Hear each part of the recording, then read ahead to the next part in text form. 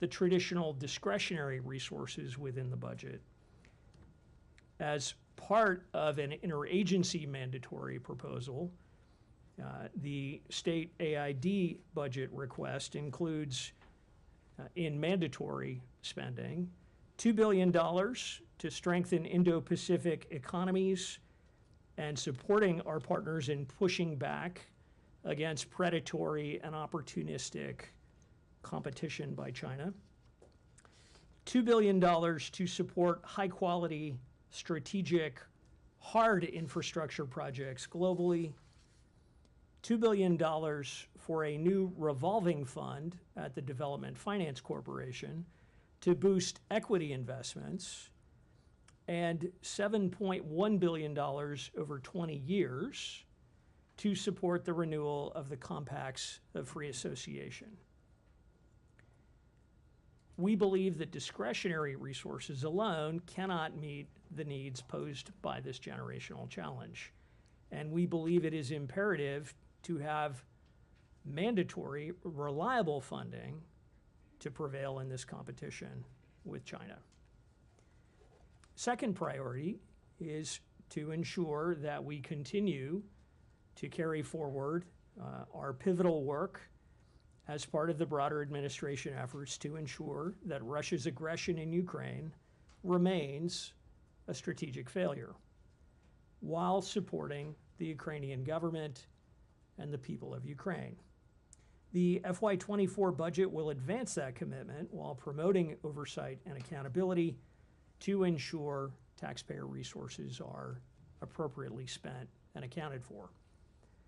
Third, we are mobilizing and enhancing resources to address shared global challenges, including economic challenges, energy challenges, food security, health security, the climate crisis, and other challenges that defy national borders, such as irregular migration.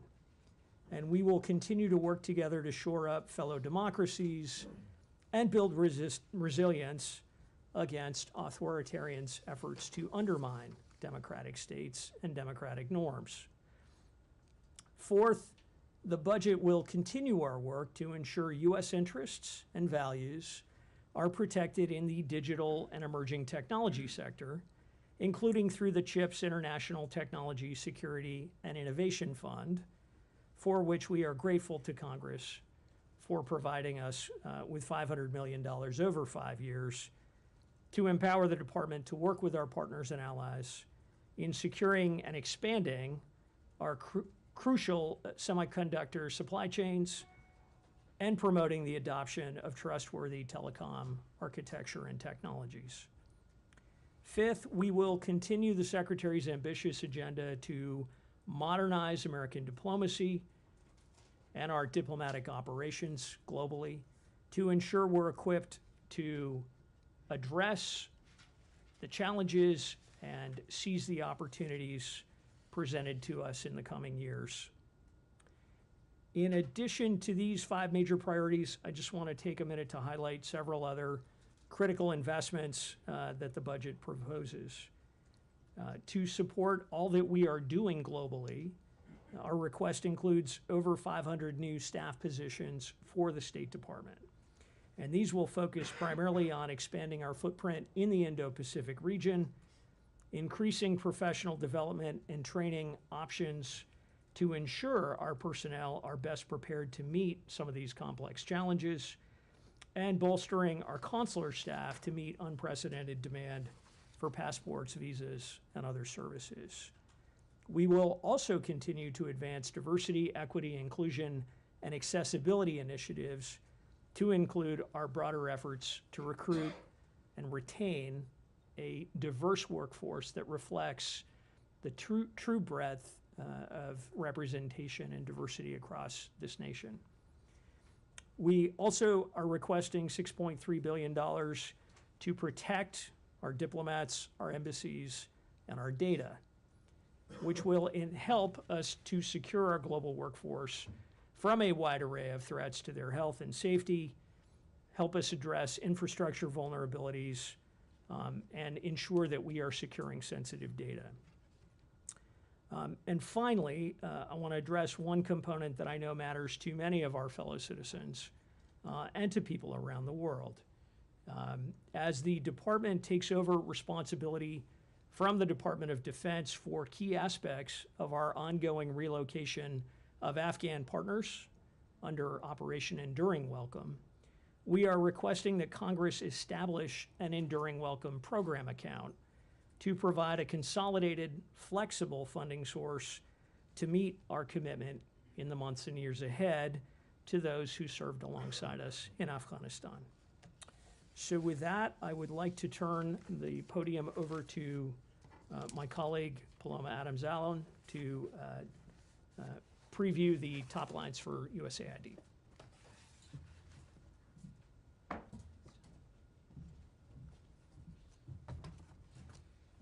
Thank you, John. Thank you, Ned. Good afternoon, everyone. The President's FY24 budget request reflects the decisive juncture at which the United States finds itself, with an opportunity to lead the world in extending the reach of human dignity to all. The requested funds will allow the United States to continue to support our country partners on the front lines of multiple overlapping crises, including responding to climate change and food insecurity. The FY24 budget request for USAID is $32 billion in fully and partially managed accounts, an increase of $3 billion or 10% above the FY23 adjusted enacted levels. It includes vital assistance to support American foreign policy priorities, including additional resources to assist the people of Ukraine and all of those impacted by Putin's brutal invasion, and confronting the rise of autocracy and anti-democratic threats posed by the Russian Federation and the People's Republic of China. There is significant funding to help our partners and allies bolster democracy, fight corruption, strengthen global health security, and combat infectious diseases, and much more. So I'll highlight some of them now. As the United States government's lead on humanitarian assistance, USAID responds to more than 75 crises in 65 countries on an annual basis, including currently in Ukraine and the recent earthquake in Turkey and Syria. This year's budget requests $10.5 billion in humanitarian assistance, $6.5 billion of which will be administered by USAID. To assist Ukraine and manage the aftershocks of Putin's invasion, the request includes $469 million to bolster the economy and ensure the continuity of government services, strengthen their energy infrastructure and cybersecurity, and ultimately promote the resilience of the Ukrainian people. It also includes $1.11 billion for Feed the Future programs to address the global food security crisis resulting from Putin's unprovoked war and the ongoing impacts of climate change. We know we can't tackle the world's challenges alone. To lower the barriers for the private sector to partner with us, and particularly to scale our efforts to expand economic opportunity for all, the budget requests $60 million for USAID's Enterprises for Development Growth and Empowerment Fund, or EDGE Fund. This funding is one part of our request for $2.6 billion for economic growth programs to address persistent needs in the global economic system, including double-digit inflation, slow growth, and financial systems weighed down by corruption and economic headwinds.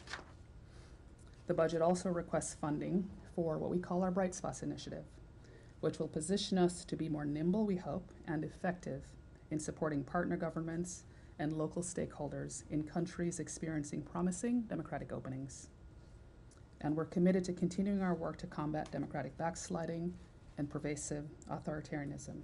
This is why the budget requests $2.8 billion for USAID's fully or partially managed accounts to foster democratic governance, counter corruption, and deliver on our commitments under the Summit for Democracy and the Presidential Initiative for Democratic Renewal.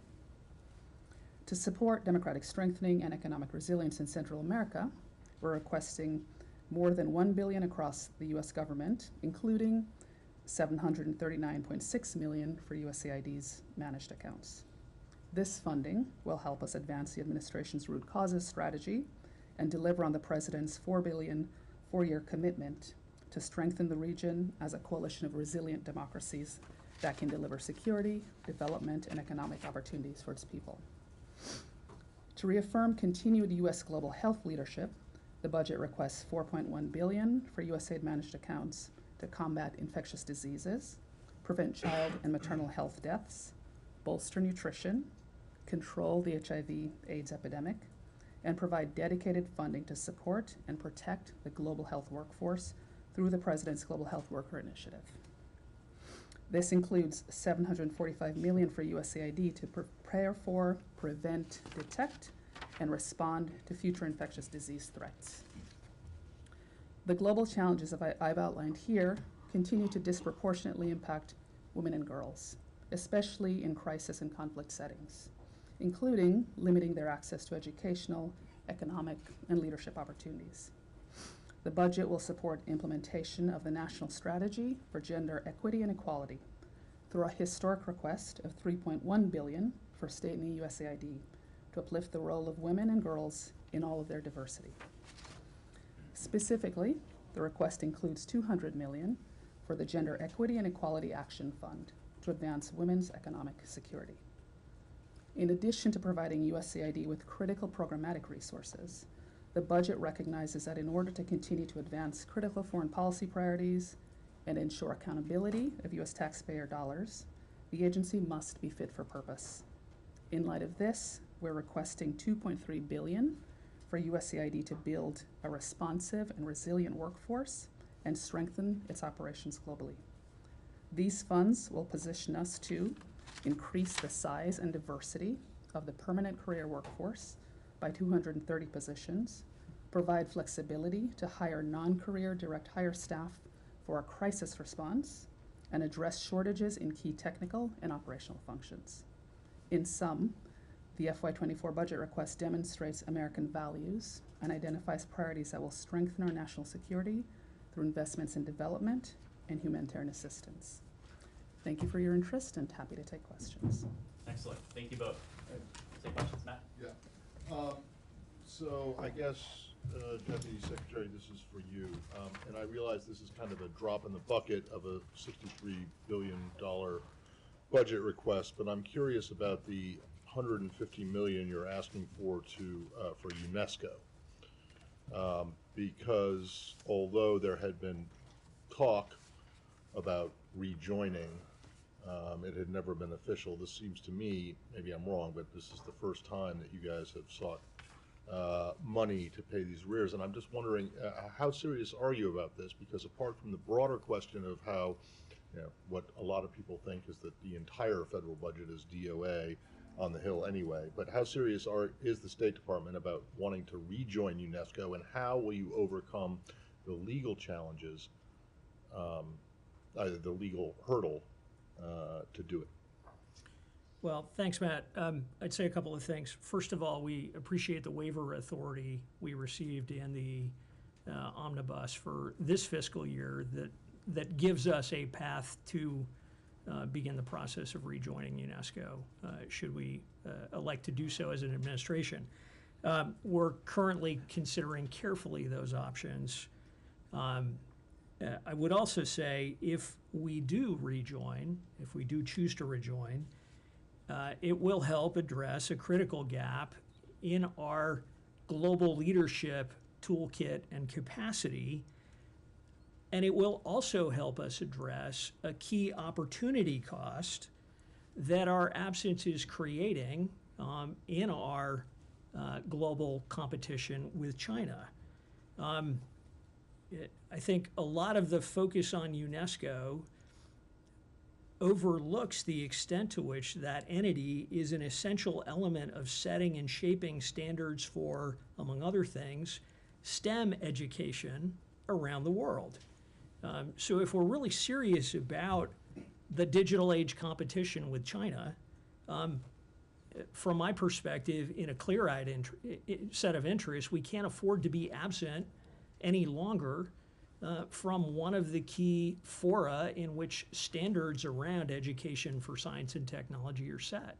And there are a number of other examples in that space of UNESCO's mission where our absence is noticed and where it undercuts our ability to be as effective in promoting our vision of a free world. Indra.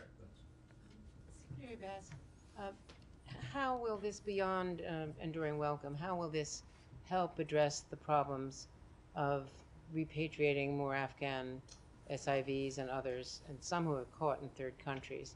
You know, you could give us some detail as to what the commitment in this budget is compared to last year's. Sure. So in specific budget terms, you will not see new money in the State Department's budget. That's because we assess that the resources that we are receiving through a transfer from DOD and the ODACA account gives us enough to work with for the current fiscal year and for fiscal year 24 to sustain a robust effort to continue to relocate Afghans who wish to leave Afghanistan to the United States or other third countries. In addition to that financial piece, we have a set of positions, a set of people in the department and at a number of locations overseas who are continuing to work full-time on this vexing challenge. I have to say, in 35 years in this business, this is one of the most complicated, challenging problems to deal with, and it is going to continue to take a really sustained focus, which Secretary Blinken, myself, and many colleagues across this department are absolutely committed to. I mean, you know this better than anyone, having been on the ground. So you're in a unique position to assess. I mean, the criticisms at the hearing yesterday were pretty direct. I mean, could we just ask how you feel the State Department is addressing this? Because a lot of us are still getting appeals from people, including some who've come here and just can't get jobs. So I'd say a couple of things. You know, like many, I was moved by the testimony yesterday of people across this country, representing people across this country who care deeply about Afghans and Afghanistan. And that's a reflection of the breadth and depth of a 20-year commitment, of which thousands of my colleagues here in the department were also a part. That depth and breadth of commitment for such a long time is manifested in so many different ways for individuals. And we see the reflection of that both in the continued scale of need, the outreach, the individual stories of Afghans who are still looking for support. We're not going to be able to meet that need in the moment as quickly as all of us wish we could. But that does not mean we are not going to do everything possible to do right by as many people, to keep faith with as many Afghans to whom we have an obligation as we can. And it's why we are continuing to build out that capacity and ensure that we have sustainable capacity in the department to keep at this for as long as it takes. Thanks for doing this, Ambassador. I have a quick question on the funding related to competition with China. And this proposal includes $2 billion to support high-quality, strategic, hard infrastructure projects globally, and that's part of the portion of the budget where it speaks about outcompeting China. But obviously, when you look at what China has done with its Belt and Road Initiative over the last year, reports are that it invested more than $19 billion in direct investments in countries for the Belt and Road Initiative. You know, more than $19 billion and $2 billion are just numbers that are completely at odds with one another. So how do you outcompete China, particularly in this space of infrastructure investment, when the U.S. government just isn't putting it down the funds that appear to be competitive? Thank you. I think it's important to differentiate between quantity and quality. We are not looking to match China dollar for dollar, in part because any number of Chinese investments or quote unquote investments don't make a lot of commercial sense. And so if we're trying to do this in a thoughtful way that reflects economic norms and good business practice, we need to be supporting a proper evaluation of some of this on the merits. By the same token, what we are finding as we are looking to support infrastructure development in many different countries and markets and sectors is that in an enormous number of places, partners, whether they're governments, whether they're companies, prefer to work with the United States or with our Western allies and friends. And often they are willing to do so on the face of it at a disadvantage in terms of what might be on offer from the PRC. So it's a matter of finding what in that particular transaction, in that particular infrastructure, is a need that they are looking for, where a contribution that's from the U.S. government or supported by the U.S. government would make the difference to them and give them the reassurance that we're going to be present, we're going to be partnering with them, and therefore tip the scales in their decision calculus, if you will, towards an investment other than one made by a Chinese state-owned enterprise. Can I amplify one point there? Where John started, I think, is a critical point, because we are never going to match the PRC dollar for dollar in state capital, in a state-run economy like the PRC's. But where we can compete and, in fact, outcompete is by harnessing the power of the American private sector, of private sectors in our closest allies and partners. That is precisely the objective of the Partnership for Global Infrastructure and Investment, the initiative that President Biden launched with his G7 partners in 2021. You talked about $19 billion that the PRC has put forward. This is an initiative that is going to bring together hundreds of billions of dollars over the next 5 or so years. So it is a whole of society effort. It is what we can put forward in our budget. It is what our private sector can put forward itself, and it's what our closest partners and allies can do, again, with their private sectors as well. Do you know how much of those hundreds of $billions of dollars have actually been committed up until this point? Because, you know, some of these projects are in countries where U.S. business might not be all that interested in the returns they might get. We can get you a list of current projects.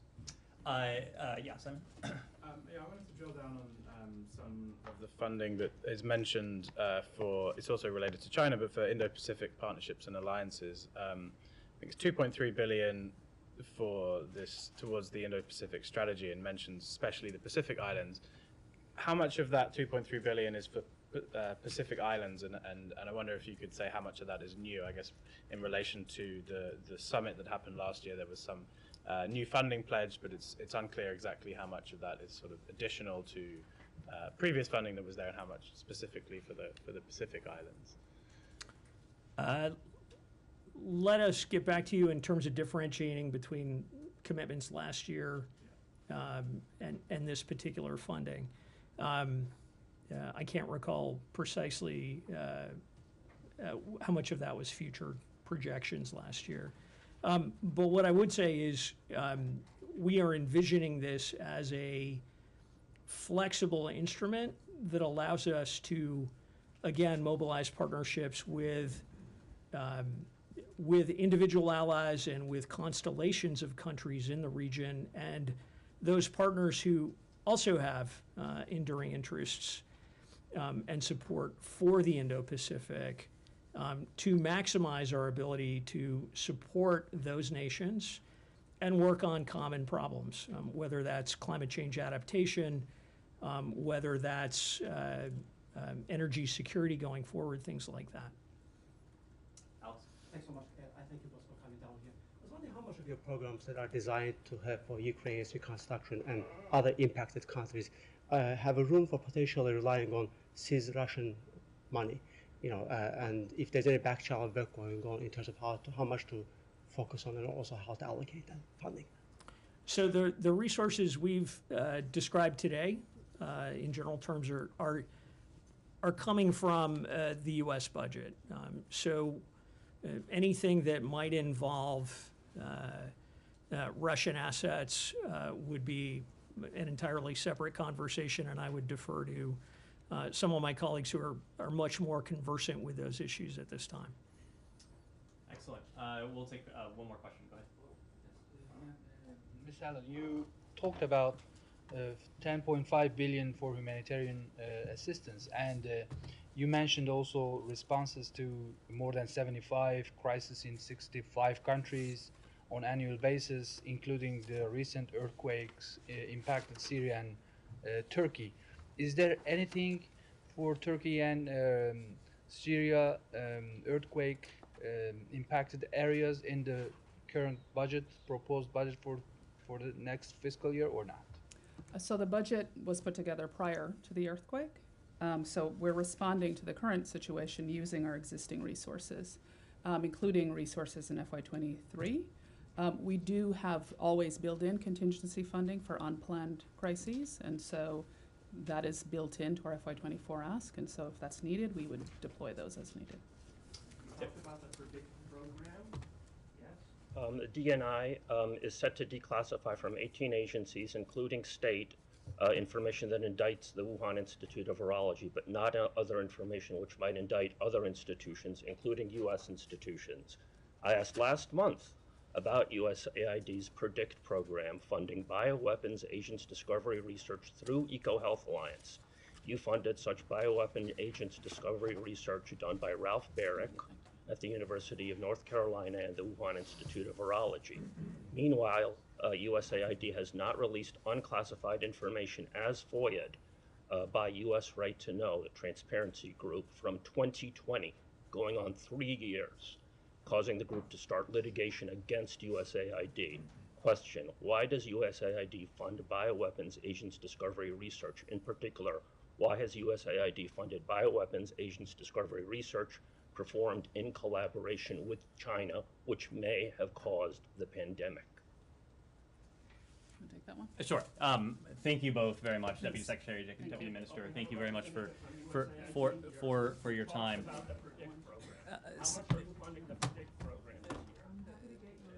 We can respond in writing on a question that specific.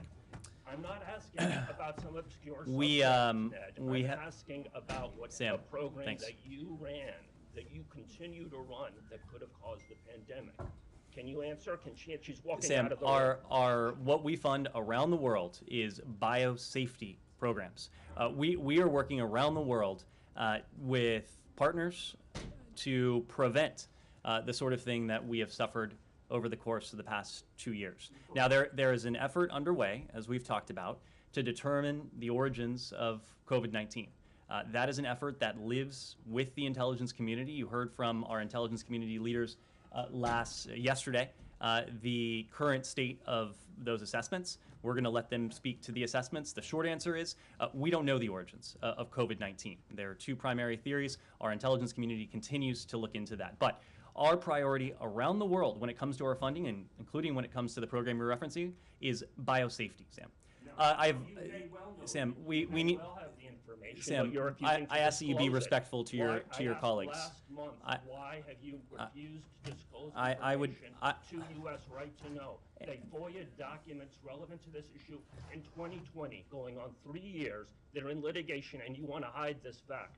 You and the rest of the U.S. government wants to pin this solely on the Wuhan Institute of Virology. Sam, I would ask that you be respectful of your colleagues. I'm being very respectful. I'm being not, respectful in fact. of all of the people and all of the suffering from the pandemic. Will you release the information?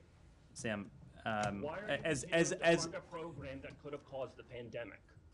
Sam, as I told you last time, you're welcome to send these types of detailed questions in writing. Last month, and I haven't received anything. And we will get back to you. Get back to me. After the Senate passes a resolution saying we're going to put out all the information on the Wuhan Institute of Virology and none of the other information. Sam, We need delay. Meanwhile, you're endangering the world with these programs. Let me start with one thing at the top, and then we'll Sam, because you're engaging in conspiracy theories, and these That's the exact same rhetoric that we got 3 years ago. Oh, it couldn't come out of a lab. It's a conspiracy. Bunk. Okay, Sam, Bunk. Release the documents. I think Why aren't you releasing the your documents colleagues here. yet? I think your colleagues here want to hear about and ask about matters that are not conspiratorial, that are This is in absurd. fact. It's absurd. After all we've been through, and after all of the government's denies and delays about COVID origins, that you're saying that it's a conspiracy theory. When all I asked last month, why aren't you releasing the documents, and you're not releasing the documents? And meanwhile, the DNI, we will take, as I said before, we will take a look at the specific question you asked, and we'll get back to you. I don't want to waste any more of your colleagues' time. Waste. I have one thing at the top, and then we'll turn to your questions. First, today marks 16 years since Robert Bob Levinson's abduction from Kish Island, Iran. The past 16 years have caused unspeakable grief for Bob's family, and Iranian authorities have yet to account for Bob's fate. We once again call on them to do so. Bob Levinson's legacy endures through the Levinson Act, which bolsters our ability to bring home hostages and wrongfully detain U.S. nationals held overseas. In July of last year, President Biden signed a new executive order that builds on the Levinson Act and reinforces the tools available to deter and disrupt hostage-taking and wrongful detentions. Iran continues to wrongfully detain citizens of other countries for use as political leverage. This practice is outrageous, and it must end. We remain committed to securing the release of Murad Tabaz, Ahmad Shargi, and Siamak Namazi from their wrongful detention in Iran.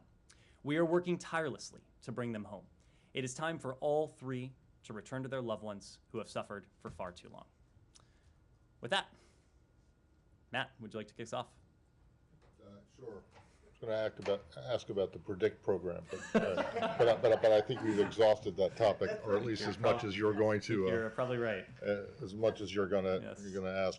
I actually only have one question, and I know that you're not going to be able to answer it, so I ask it with hesitation, but I still do, and it has to do with the Israeli finance minister and whether or not the administration has any issue with him visiting the United States. Not specifically not asking you about a visa issue that you can't discuss for legal reasons, but I'm asking you about whether the administration has any thoughts about whether he should or shouldn't come.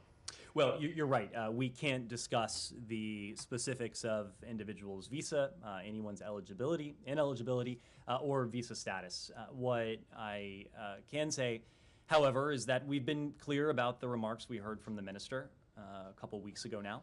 We have since heard very clear responses from senior Israeli officials, from Prime Minister Netanyahu, from President Herzog, from others across the Israeli government. We very much appreciate those denunciations. We have noted, too, that the minister has attempted to walk back his comments. Our position remains. This is a time for de-escalation, not for rhetoric that serves only to escalate tensions. But I'm not aware that the minister has announced any particular travel plans. We wouldn't comment on any hypothetical travel. Well, no, but I'm not.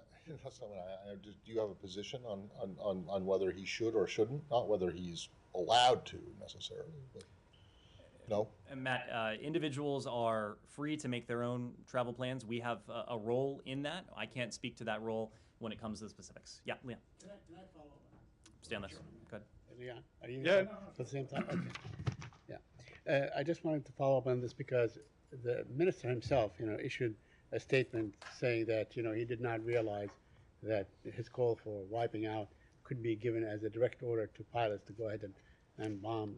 That is not an apology. Is that considered an apology in your judgment? I'm not going to characterize what the minister has since said. I did characterize our reaction to what he said initially, and you know where we stand on that. We now know where senior officials across the Israeli government stand on that, because we've heard them distance themselves, condemn, denounce these remarks. The minister has since made remarks. I can't speak to his intent, but our position is clear. Now is not the time for escalatory rhetoric. Now is not the time for any comments that can only serve to exacerbate tensions. I promise to be brief. Now, your French counterpart today, Anne-Claire Legendre, called on the Israeli government to provide protection to Palestinian civilians would that be something that, as you know, as the governing authority, the occupying authority, would that something that the United States would consider also calling on Israel to protect the Palestinian civilians under its authority? Our overriding objective, Saeed, is to see to it that Israelis and Palestinians alike live with equal levels of stability, of security, of prosperity. That has been at the crux of our policy, of our approach. So this is very much what we seek to effect. And lastly, the Knesset today, the Israeli Parliament, Foreign Relations Committee and Security Committee approved this morning in a parliamentary reading a bill that cancels the 2005 disengagement in the north of the West Bank and allows Israelis to enter the area. Again, the bill violates the Israeli government's commitment to the Bush administration and so on. Do you have any comment on that? We remain deeply concerned, as I said before, by the sharp escalation of tensions we've seen over the course of many months now. Our call to refrain from any unilateral steps remains, and those steps certainly could include any decision to create a new settlement, to legalize outposts, or to allow building of any kind deep in the West Bank adjacent to Palestinian communities or on private Palestinian land. Again, what we want to see is de-escalation. We want to see both parties take the steps that only they can take, the steps that are incumbent on them to take to see a de-escalation of tensions, and to see to it over the longer term that Israelis and Palestinians are able to work together and work together cooperatively towards what has been the approach of successive American administrations. That is a negotiated two-state solution, Israelis and Palestinians living side by side with equal measures of security, of stability, of democracy, of dignity as well. Andrea.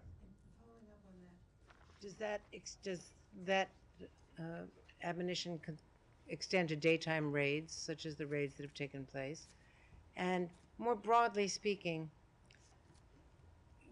the U.S. commitment to Israelis and Palestinians having equal opportunities and eventually a two-state solution, how do you see that affected by the proposed changes in the judicial system and the independence of the Supreme Court? So a couple things on that, Andrea. First, when it comes to Israel's right to defend itself, that is a principle that Israel, of course, has. We have seen far too many demonstrations, vivid, awful demonstrations, including of late, of the need for Israel to, oh no. Oh. I heard there was a meeting going on. I suppose I should cede the podium. What question were you addressing? He was doing great. So I don't want to interrupt the flow. I don't think you want to take this one. Oh yeah, probably not, or anyone for that matter. Thanks for letting me crash the party. Listen, I just wanted to come by to say a couple of things today, and I don't want to take too much time to do it, but I want to say, first of all, that Ned, you have been a remarkable spokesperson. You all know this better than just about anyone. Ned was instrumental in restoring the daily briefings here at the department, something that I felt very strongly about, the president felt strongly about, but Ned has really been driving. And if nothing else, I am so glad that we have restored that dialogue between us. It really matters. You've had a chance under Ned's leadership to ask tough, albeit multi-part, multi-prong, multi-person questions, not just to him, but to me, to other senior officials in the department. By our count, during his tenure, he's conducted more than 200 briefings and traveled to more than 50 countries with me. Now, I can't say that I've watched every single briefing from start to finish. That would not be accurate. But I know that we're all going to miss some of the more memorable moments.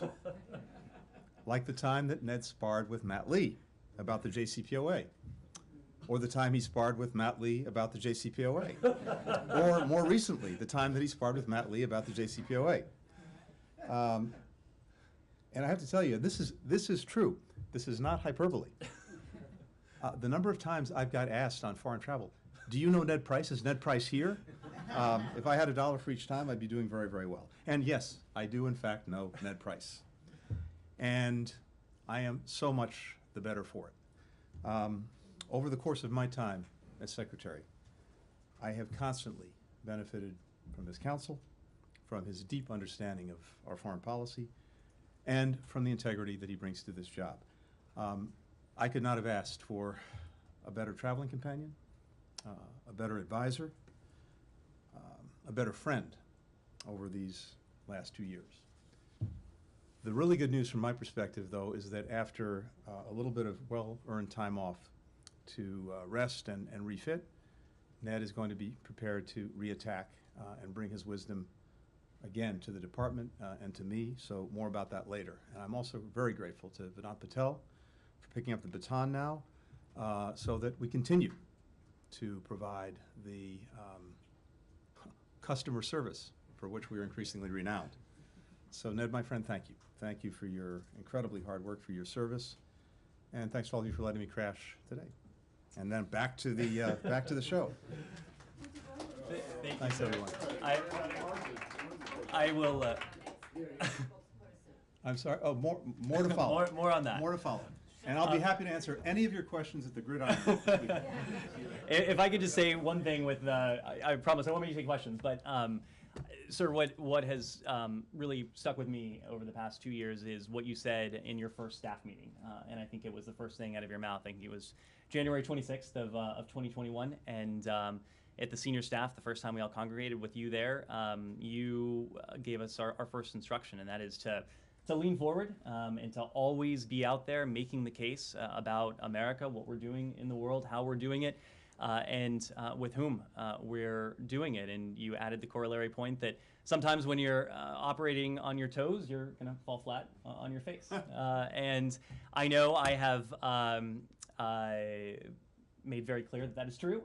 And each time where I've gotten ahead of my skis or I've fallen flat on my face, you have been nothing but gracious about it. And I've heard nothing but support from you and this team, and it's just an incredible group of people.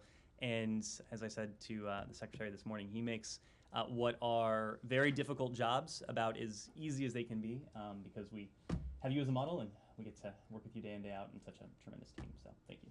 Thank you. Appreciate it. Thanks, everyone. Thank you. Where were we? Let's go to JCPA.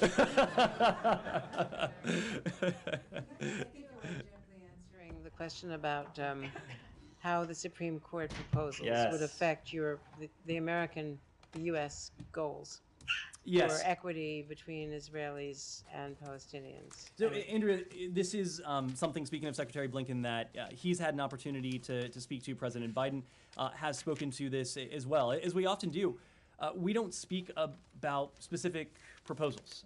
We're not going to weigh in on the merits of individual proposals, but as a democracy ourselves, as a democracy that is witnessing what is happening in democracies around the world, including in Israel, we have perspectives on the process. And the point we've consistently made in the context of Israel and other fellow democracies around the world is that the most effective way to build consensus the most effective way to ensure that proposals are embraced is to build consensus for them. And that is something that we have heard from Israelis as well. We know there's an ongoing dialogue between the Prime Minister, between the President. This is a conversation that the people of Israel are having, as they rightly should. But from our perspective, that process of building consensus is always going to be key to durability. In some ways, you can't have durability without consensus, but ultimately the path forward is going to have to be one for the people of Israel to decide. That said, understandably, but is the level, the extraordinary level of U.S. support for Israel in all regards, isn't that intricately related to there being a democracy? Well, of course it is. Of course it is, Andrea. And that is why we have the relationship we do have with Israel. We have interests, but just as importantly in some respects, we have values.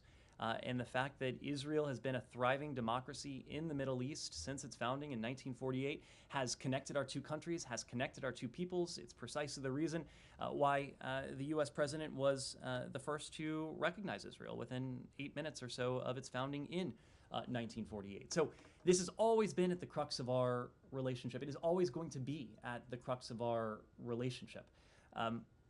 There are difficult questions every democracy has to grapple with. We have been no exception to that, of course. And so as a friend to Israel, as a fellow democracy ourselves, we've offered this advice in private. We've also offered it in public as well about the imperative of achieving that consensus as proposals are being debated, even heartily debated. Yeah. So, I admire your capacity to switch immediately to the Israeli-Palestinian conflict. But my question arguably will be a bit simpler.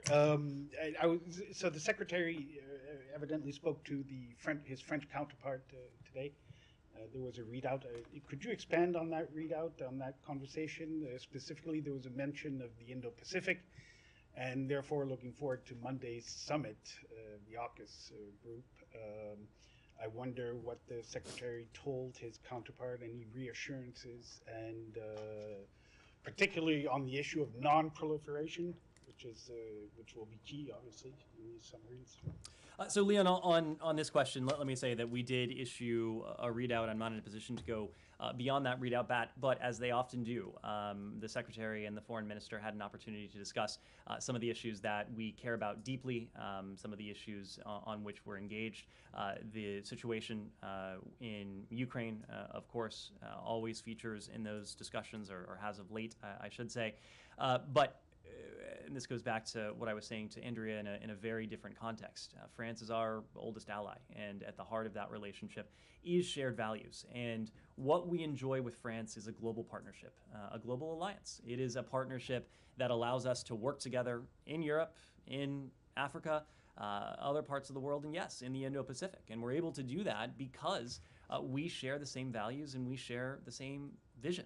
When it comes to the Indo-Pacific, we very much share the same vision of a free and open Indo-Pacific. These values of freedom and openness, they are critical to what we're trying to support in that region, just as they are critical to what we're trying to preserve when it comes to Russia's brutal aggression against Ukraine.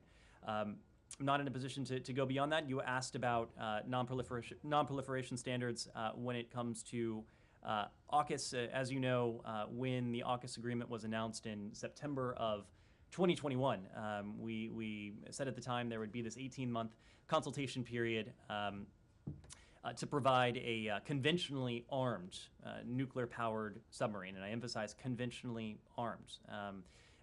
These submarines are nuclear-powered, but they are conventionally armed, to deliver that capability to Australia at the earliest possible date, and critically, in a way that meets the highest possible non-proliferation standards. We are committed to that. We're committed, as we know our Australian partners are, our British partners are, and we've been closely engaged not only with them, but also with the IAEA on this question as well. Jenny.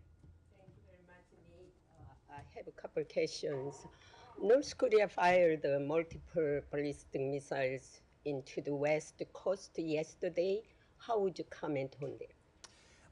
Janie, I think you saw from our colleagues at Indo-Pacific Command that we condemn the most recent ballistic missile launch.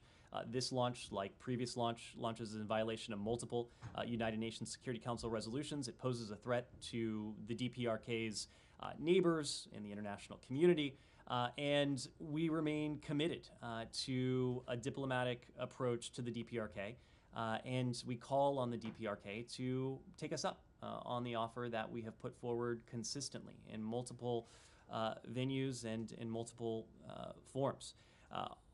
Just as we are committed to diplomacy, we are likewise committed to the defense of our treaty allies and our security commitments to the ROK, to Japan. Those are ironclad. We've talked a lot in recent days about the bilateral relationship we have with both of those countries, the trilateral relationship that the three of us have, and that the work we're doing bilaterally and trilaterally on the challenge that the DPRK poses to the region and beyond.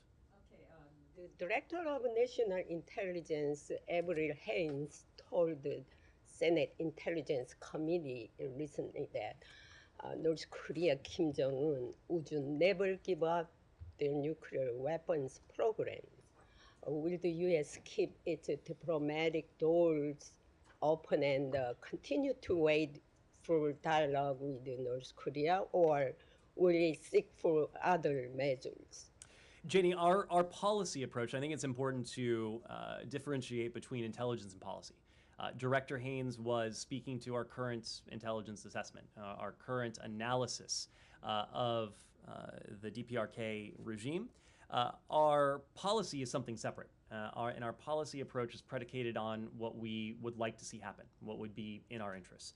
And it would be profoundly in the interests of the United States and countries around the world if we were to fulfill the objective that we set forth, and that is an objective for the complete denuclearization of the Korean Peninsula.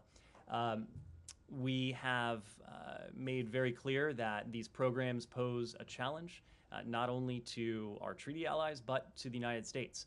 We want to achieve this and make incremental progress towards this through dialogue and diplomacy. Now, of course, the DPRK hasn't responded to that outreach. That offer remains, and we do hope that the DPRK changes its position, it ceases with the provocations, and demonstrates a willingness to engage in the genuine offer of diplomacy that we put forward. But the North Korean ambassador in Geneva, recently stated that there will be no talks for denuclearization. How are you waiting for the dialogue? Janie, we've seen periods of provocation from the DPRK, and we've seen periods of engagement with the DPRK. I think it's very fair to say that we are in the depths of a period of provocation at the moment. We've seen a record number of launches, of tests, of other forms of provocative behavior.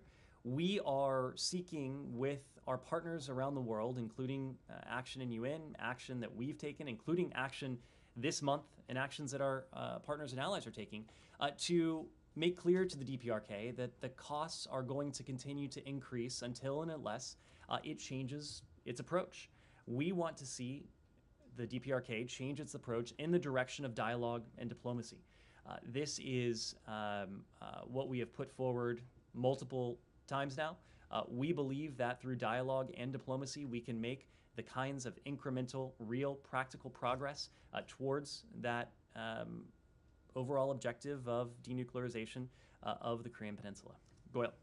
Thanks, Ned. Before my two questions, just my personal views. I wish you all the best, first of all, and I hope this is for your best and better and promotion. You deserve that. Thank you. I don't want to say maybe next ambassador or so somewhere.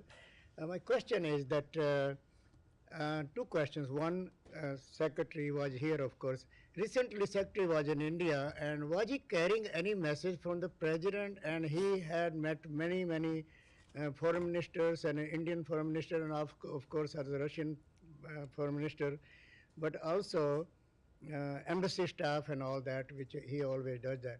So was he carrying any message from the President, and where we stand now as far as the recent visit to India is concerned? So Goyle, the Secretary did have an audience with the Prime Minister when they were in New Delhi for the G20. He had a chance to speak to the Prime Minister. I'm just not in a position to detail what was exchanged between the Secretary and the Prime Minister, but our message to India and about India is consistent. India is a global strategic partner of the United States.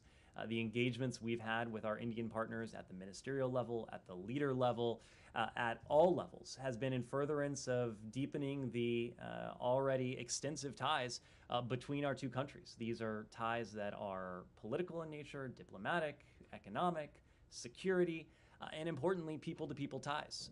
There is a vibrant Indian diaspora in this country. There is quite a bit of interest on the part of the American private sector in India, exchange students. There are various ways in which our two societies are intertwined. So every time we have an opportunity to meet with our Indian counterparts, it is an effort to deepen what is that already quite extensive global strategic partnership. Second question is that was actually as far as budget is concerned. Recently, I have been interviewing or talking to many American Pakistanis in the area. What they are telling me is that as far as budget is concerned or any US or global help to Pakistan is concerned, that goes in the pockets of the corrupt politicians or military dictators, and US especially or other countries, when they are sending money to Pakistan for the development of the people, that may be hurricane or earthquake or any other natural or internal disasters are concerned, it never reaches to the people more than 1%. And the money should go to directly to the people, not to the corrupt politicians or corrupt military dictators, because they said recently Mr. Bajwa, he may have taken billions and billions of dollars after retiring as military dictator, but now he said to the next one, now it's your turn. So, and the question is that internally situation is so bad that it may happen a civil war within Pakistan, because former Prime Minister Imran Khan and all those things, as you know, going on. So can you make sure that I can tell them now to these my friends, Pakistani friends, that next time any help or any money goes to from the US or international community will go to directly to the people for their development, they're supposed to be? A couple things, Goel. So first on political questions. Those are questions for the Pakistani people to decide for themselves. The United States does not take a position. We only take a position in support of Pakistan's democracy and its constitutional system. Our goal for Pakistan is a country that is peaceful, stable, and prosperous. And you reference this, but Pakistan has encountered economic headwinds of late. The Pakistani people are facing record levels of inflation. Of course, this comes on the back of the extensive flooding through parts of the country, and it has only put a spotlight on our need to continue to work together to help the Pakistani people help put themselves on a sustainable economic path and a durable path to the prosperity that we seek for the Pakistani people. There's a reform agenda that the Pakistani government is in the midst of. We encourage Pakistan to continue working with the IMF, especially on reforms that will improve Pakistan's business environment. And we know that doing so will ultimately make Pakistani businesses more attractive and competitive around the world. This is a country with tremendous potential, and we have partnered with Pakistan. We want to make sure that the resources that Pakistan has itself, the resources that the United States is contributing, that other countries are contributing, and the resources that have and will continue to come from international financial institutions, they're managed responsibly as part of responsible and responsive governance. Let me move on just to go ahead, Kylie. Who's been wrongfully detained in Iran since 2015. He gave an interview today to Christiane Amanpour from Evin prison, and he said a lot, but a few of the things he said is that he's deeply worried that the White House doesn't understand how dire his situation is. Obviously, he's been left behind multiple times when other prisoner swaps have happened. He called it deeply upsetting that Biden hasn't met with his family.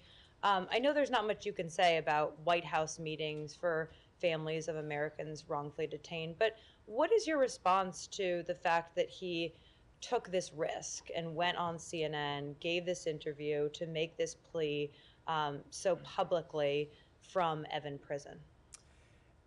Kylie, I think our response is less about the brave decision from Mr. Namazi and more about the cruel practice that we have seen from the Iranian regime to arrest, detain, and to hold wrongfully for, in many cases, years on end, as is the case with Siamak Namazi, for political leverage. This is a cruel practice. It is a practice that uses human beings, as political pawns. It is a practice that Iran has engaged in over the long term. We have made very clear to the regime since the earliest days of this administration the priority we attach to seeing the prompt release of those Americans who are detained wrongfully. We are always going to stand up for the rights of our citizens who are wrongfully detained, and that, of course, includes Siamak Namazi. Senior officials from this building, as well as from the White House, meet and consult regularly with the Namazi family, and will continue to do so until this wrongful and unacceptable detention comes to an end. We are committed not only to this case, but to continuing to work to free all of those Americans around the world who are wrongfully detained. In some cases, the world has seen the fruits of those efforts, and Americans have come home from Afghanistan, Burma, Haiti, Russia, Venezuela, West Africa, and other locations where they've been held. Our fervent hope is that Siamak and the other 2 Americans who are wrongfully detained in Iran will soon be among that list. And do you believe that Siamak and those other 2 Americans are any closer to being released today than they were, when the Biden administration came in more than 2 years ago now? I don't think it's helpful for us to characterize the status of our efforts to see these Americans freed. Nor am I in a position to characterize what the last administration may or may not have done.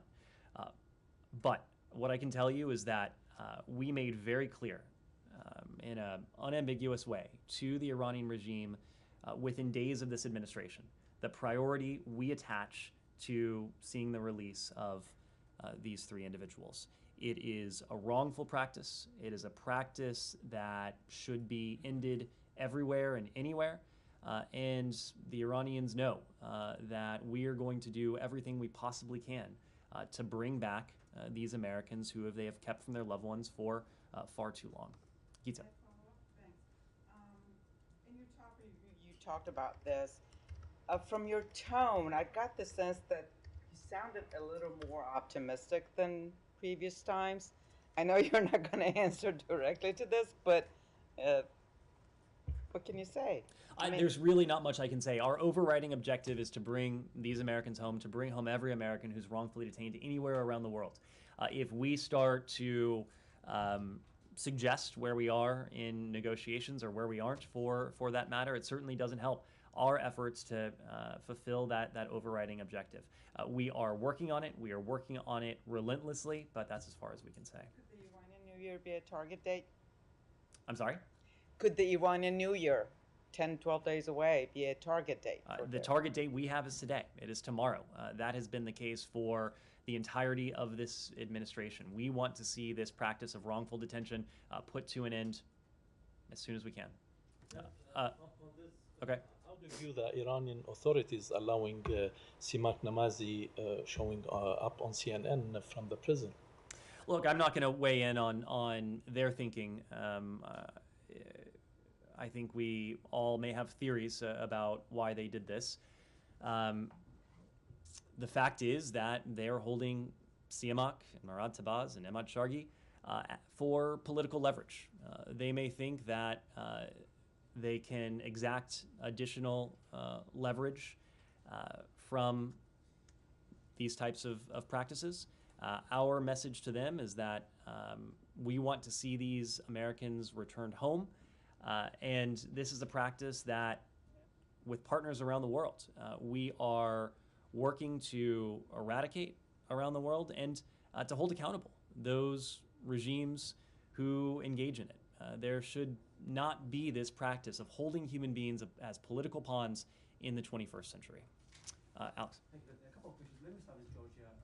So I wonder if you have anything to add to the U.S. Embassy's statement on the latest developments, and what's your level of optimism, I think I should say cautious optimism, after all these developments. Can the Georgian Dream government be trusted? And also, how much of these latest developments damaged your relationship with Georgia?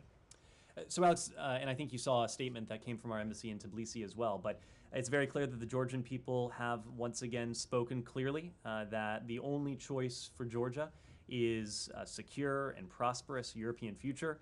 While we welcome the decision to withdraw the draft law on quote-unquote foreign influence, we urge the ruling party to officially retract this bill and not to further this type of legislation, precisely because it's incompatible with Georgian and Euro-Atlantic values and the protection of fundamental freedoms.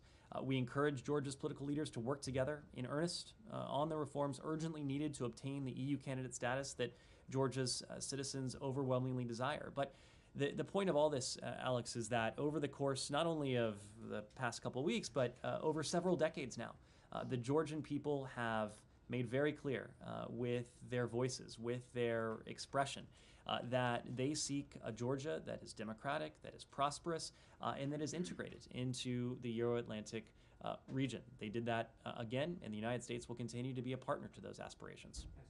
Ukraine, do you have anything on the latest wave of Russian missile strikes? Is it your impression that Russians have become emboldened even more than previous weeks?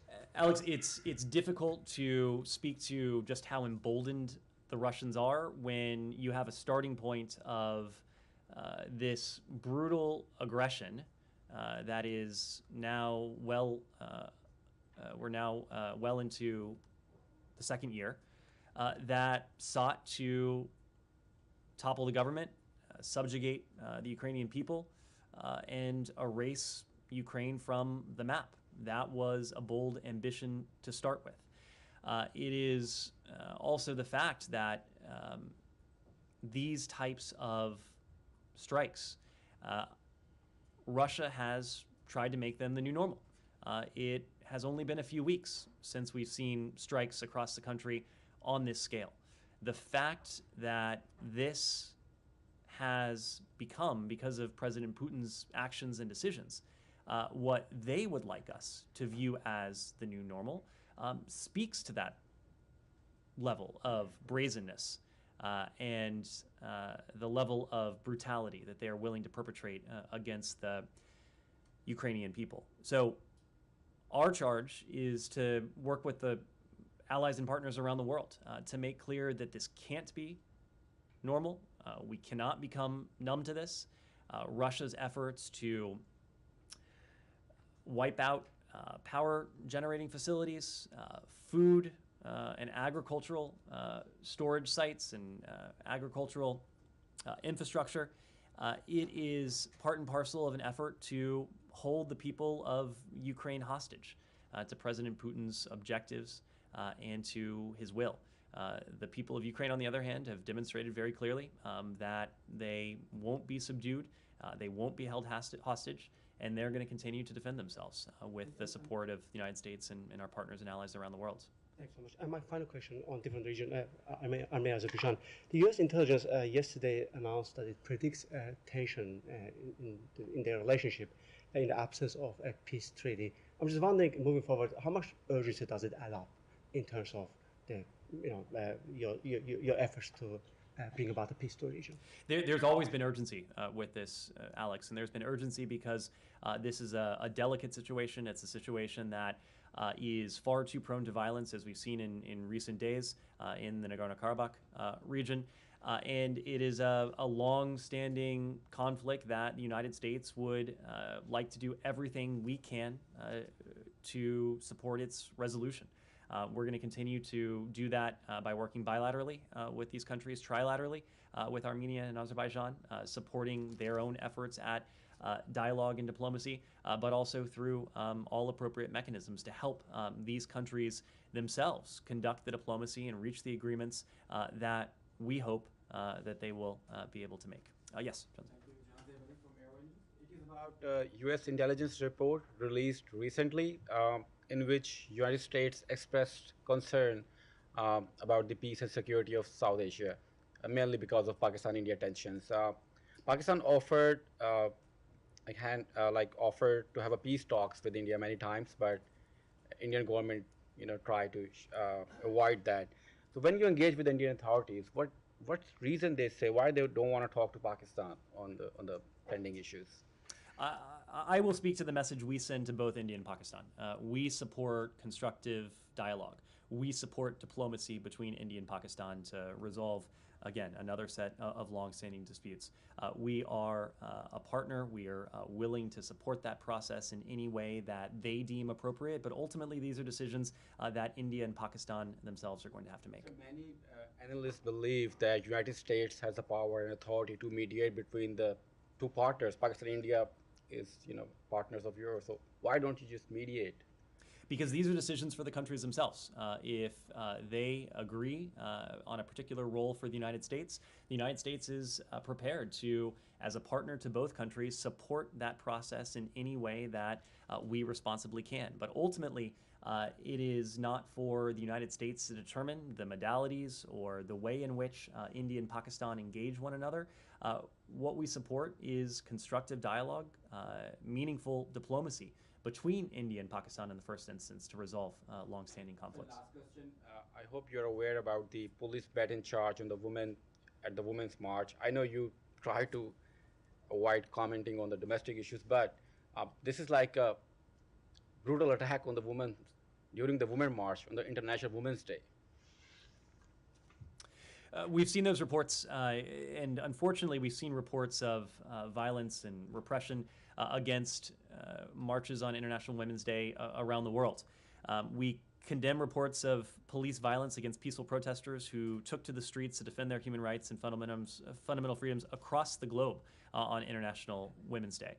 It is to us reprehensible that some countries on International Women's Day, a day for the international community to come together to celebrate the leadership and contributions and accomplishments of women and girls, was marred in far too many places by violence and repression against the very persons we came together to honor. Women and girls deserve the ability to exercise their freedom of expression, their right to peaceful assembly, and association without fear or retribution. We know from experience that governments that treat women and girls equally, that fail to treat women and girls equally and that don't respect their fundamental human rights are societies that are not in a position to reach their full potential. Yes? Today, the Israeli defense minister, during a press conference with Secretary Austin, said Tehran's pursuit of nuclear weapons requires Israel to be ready for any action, and important decisions lie ahead, he said. He signaled as if some military contingencies are not too far now. Does the administration share this sense of urgency with the Israeli administration regarding Iran? We share the assessment that Iran's nuclear program is an urgent challenge. We have a solemn commitment that Iran will never acquire a nuclear weapon. We are determined to make good on that commitment. We believe the most effective means by which to fulfill that commitment is through diplomacy. Only through diplomacy can we achieve a permanent and verifiable solution to the challenges that are posed by Iran's nuclear program. Diplomacy is always going to be our first resort, but if we aren't met with a willing partner on the other end, it won't be our last resort. So we're always engaged in consultations with allies and partners around the world about this challenge because it is a challenge that has implications for our friends around the world. You appear to share the sense of urgency, but you don't appear to share the same method that should be addressed. You are saying diplomacy. Israelis are signaling or somehow implying military action. Do you think that you are on different pages with Israeli administration? I will leave it to my Israeli counterparts to speak for their own approach. We have discussed our approach with them at the highest levels. It was a discussion between Secretary Blinken and the Prime Minister and other Israeli counterparts when we were in Israel. Earlier this year, our Israeli partners know because we are transparent with them the fact that we believe that only diplomacy can achieve a solution that is durable and that will provide a permanent resolution to the challenge of Iran's nuclear program. Yeah. I'm sorry. So Saudi Arabia, we have seen a report that Saudi Arabia is asking the United States to provide security guarantees and help to develop civilian nuclear programs as Washington tries to broker diplomatic relations between Israel and Saudi Arabia. Do you have anything on that? Can you just... I don't have anything to offer on that specific report. Of course, it's well known that we are a full and eager proponent of normalization between Israel and its Muslim majority and Arab neighbors, both near and far. We have had conversations with countries almost literally around the world on this front. And we're going to continue to support Israel's efforts, our collective efforts, to expand the set of bridges that Israel has been in position to build with its Arab and Muslim majority neighbors and also other countries. But I don't have anything to offer on that specific report. Ian? Okay. Any comment on the Saudi foreign minister visit to Moscow and the commitment to increase commerce between the two countries? I'd refer you to the Saudis for comment on the foreign minister's visit. I would just add that the visit does follow a very recent visit of this foreign minister to Kyiv, where he announced that Saudi Arabia will deliver $400 million in critical humanitarian assistance to Ukraine, including $300 million in energy products. That was the first visit of a senior Arab official to Ukraine since the war began. We've also seen our Saudi partners vote repeatedly, including as recently as February 24th, just last month, in the UN General Assembly to support Ukraine's territorial integrity and the principles of the UN Charter. Ian? Yeah, I just wanted to quickly ask on Poland. Did you have any comment about the Polish Foreign Ministry calling in the U.S. ambassador over this documentary critical of the late Pope John Paul II, aired on a local broadcaster which was owned by Warner Brothers Discovery? I don't, beyond noting that the ambassador was at the Foreign Ministry for discussions. I'm not in a position to detail those discussions. Can I ask a quick question on Afghanistan? Okay. Okay. The Washington Free Beacon claimed that the Taliban are in possession of $7.2 billion worth of American arms that were left behind, including airplanes, ground-to-air missiles, and so on, that pose a threat to a U.S. interest. Do you have any comment on that? I'm not familiar with that report, and that's an issue that our colleagues at the Department of Defense would be in a better position to respond to. What I can say is that since August of last year, we have found that previous estimates, and I can't speak to this one because I'm not familiar with it, of material that may be in the Taliban's possession that was left behind after the evacuation. Those estimates were inflated by a large degree, but I can't speak to this. Yes? Hi, thanks, Josh Keating. I was wondering, can you clarify at all the U.S. position on whether crimes committed by the Russian military in Ukraine fall under the jurisdiction of the International Criminal Court, given that Russia is not a state party to the court? And do you anticipate that the U.S. would provide evidence or any other assistance to the court in investigating such crimes, given that the U.S. is also not a member of the court? So first, a couple things. Over the past 2 years, the United States has worked hard to improve and to, in fact, reset our relationship with the International Criminal Court through, in the first instance, the lifting of sanctions that we think should never have been imposed in the first place, a return to engagement with the court and the Assembly of States Parties, and identifying specific areas where we can support ICC investigations and prosecutions, including steps to support the court's work in Darfur and assistance in locating and apprehending fugitives from international justice, including the LRA leader, Joseph Kony. We also offer rewards for information leading to the arrest, transfer, or conviction of foreign nationals accused of committing war crimes, crimes against humanity, or genocide before the ICC.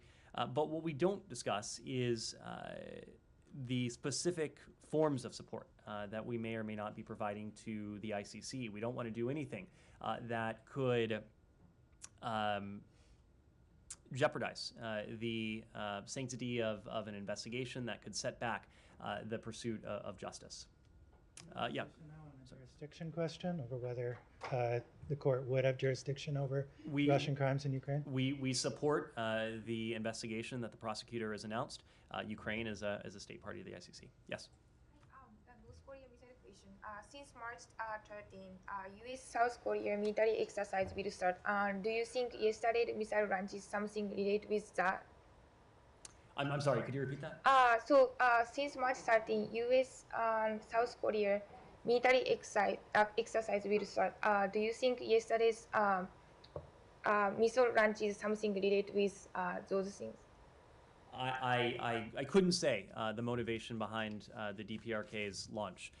If they are under the mistaken impression that the defensive exercises that we're conducting with our partners, the ROK and Japan, are intended to pose a threat to the DPRK, they're mistaken. We are exercising only because the DPRK has engaged in provocations and has put us in a position to ensure that we're capable of making good on the ironclad defensive security commitments that we have to our treaty allies, the ROK and Japan. We've stressed time and again that we harbor no hostile intent towards the DPRK. We're ready and able to engage in dialogue and diplomacy to bring about what is our overarching policy goal, but the DPRK has met those offers with only additional provocations. Yeah, Shannon?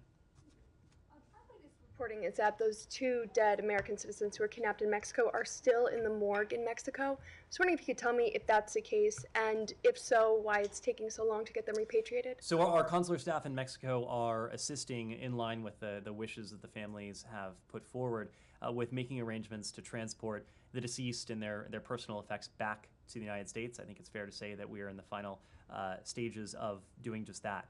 We'll continue to work around the clock until their remains are repatriated back to the United States. Of course, all throughout this, we have offered our most sincere condolences to the families, the loved ones of the victims, as we keep in mind the Americans who were released from captivity. We are working on this as diligently as we can. What I can say as a general matter that there are oftentimes processes that need to be completed. Some countries require, for example, that an autopsy be conducted before the remains are repatriated. But as we do in all cases, in all similar cases, we are working around the clock to effect that repatriation. And just to follow up, if I can, a Mexican cartel appears to have taken credit or blame, however you want to put it, for these kidnappings and the murders. Can you say that will the administration rethink its position on designating a cartel or more cartels as foreign terrorist organizations? So as for the claim, I've seen that claim. This would be a claim that our law enforcement colleagues and our Mexican counterparts would need to speak to. We're just not going to speak to the investigation or its status. We're going to use every tool that is appropriate and that's available to us to pursue these transnational criminal organizations, these drug trafficking organizations to the fullest extent. They not only breed the insecurity that is pervasive in parts of Mexico that we've spoken to in our travel advisories, but they also, of course, have an impact on Americans in the United States across the border. So it is a focus of ours. We have designated them and pursued them vigorously with the authorities that are available to us, but we're going to continue with our Mexican partners to look at all the tools that may be available to make sure that we're tackling this challenge as effectively as we can. Yeah, final question. About Syria, an estimated 8.8 million individuals have been affected by the earthquake, as you know that, and more than 10,000 buildings have been partially destroyed. About 55,000 households as displaced leave them as displaced either within or between assessed communities. You know, Northeast Syria is different than Turkey. Turkey has a government and they are helping those people who have been affected by the earthquake. Do you have any plan to help those people who are looking for a hand to bring them out from this dire situation? So first, when it comes to the earthquake, we are committed to our Turkish allies. We are committed to the people of Syria. Nationality, of course, means nothing when you are suffering the implications of a natural disaster like this. And our commitment of resources, our commitment of focus, that is for both the people of Turkey and the people of Syria. In these early weeks, we have put, when it comes to Syria, an emphasis on seeing to it that humanitarian aid is flowing from Turkey into Syria, so that when it comes to our contribution of $185 million, we can ensure or do everything we can to facilitate the passage and transfer of that assistance across the border into Syria. The rest of the world is stepping up as well, and we want to see the border crossings that have now been opened continue to operate, to have trucks and convoys continue to be able to transit from Turkey into Syria, so that people across Syria can receive this much needed assistance. Of course, our commitment to the people of Syria is longstanding. Over the course of the past 12 years, over the course of the Syrian civil war, we've contributed some $15 billion to the humanitarian response that's been necessitated by what the Syrian regime, unfortunately, has perpetrated on the people of Syria. Far too many Syrians have been forced to flee from their homes and from their home country. Many of them have found and started new lives in Europe. Many of them have come to the United States, and we are prepared as a country that has always not only welcomed but benefited from the integration of refugees into the fabric of American society, to continue to welcome those from around the world, including from Syria, who go through the appropriate procedures and arrive in the United States as refugees. Thank you.